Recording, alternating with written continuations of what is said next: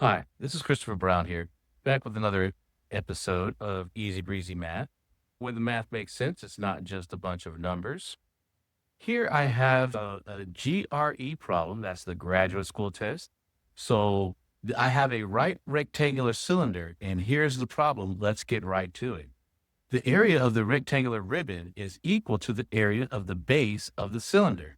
So what I have is I have this cylinder here. Now, this is a right rectangular prism. They've given me some information. So the first thing I want to be able to do whenever I do these type of problems is pull out the information they've given me. They've told me that this ribbon here is equal to this here. Now, I just made that black. I didn't really want to make it black. Now, let's do it another color. Now it's like a darker green, right? But that's it. That's the problem we're going to use.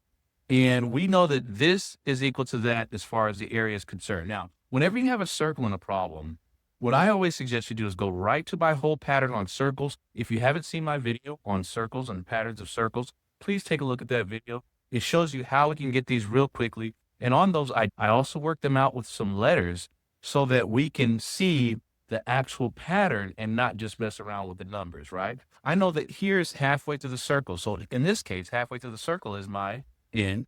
That means all the way to the circle is 2n. That's right. Distance around the circle then would be what?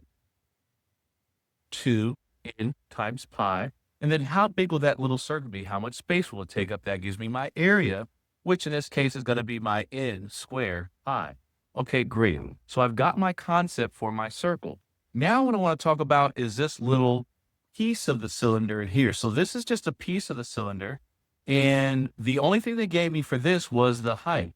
However, I already have the base. I know that it has that same radius in that base, which is it. So that means it's going to have that same circumference. Now, I do need the circumference of that because here's what I always show. Here's how I always teach this problem, the best way to learn it. If I have a cylinder here, this is a cylinder. Let's say that this is the lateral area. If I take this and cut my cylinder and unravel it, it's just a rectangle. So all I really need to do is base times height, and that will give me this lateral area, the area of the sides of this particular cylinder. So I need the area of the side. I know it's just a rectangle now.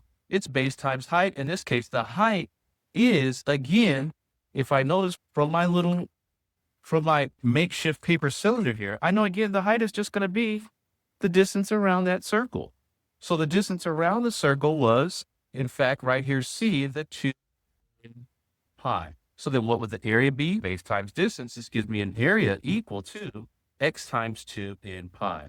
All right, so great. So now, again, what did they tell me? They told me the area of this is equal to the area of this. So let's set those equal. I'll have this one equal to this one.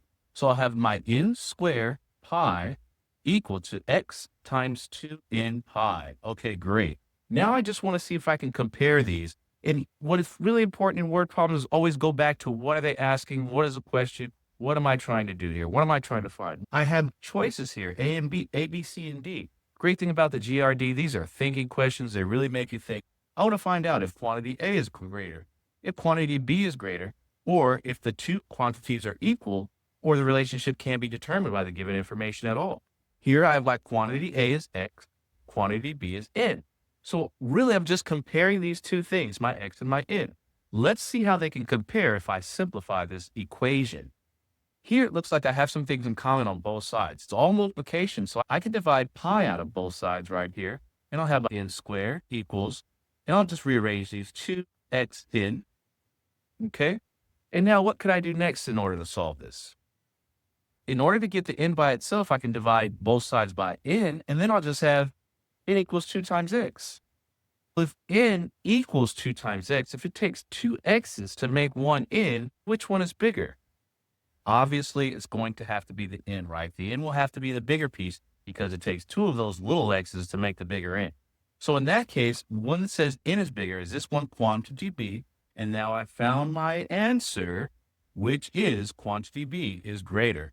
Again, this is a GRE question. Great questions for algebra. There's no reason why you can't teach this to a regular Algebra 1 class. Not too many things going on. You just have your area of the cylinder, and you want to make sure that you get those things correct. All right, if you stayed this long, thank you so much for watching my video. Don't forget to like and subscribe. It helps the channel and the algorithm. and we'll see you on the next video, and we'll see you later. Thanks a lot. Bye.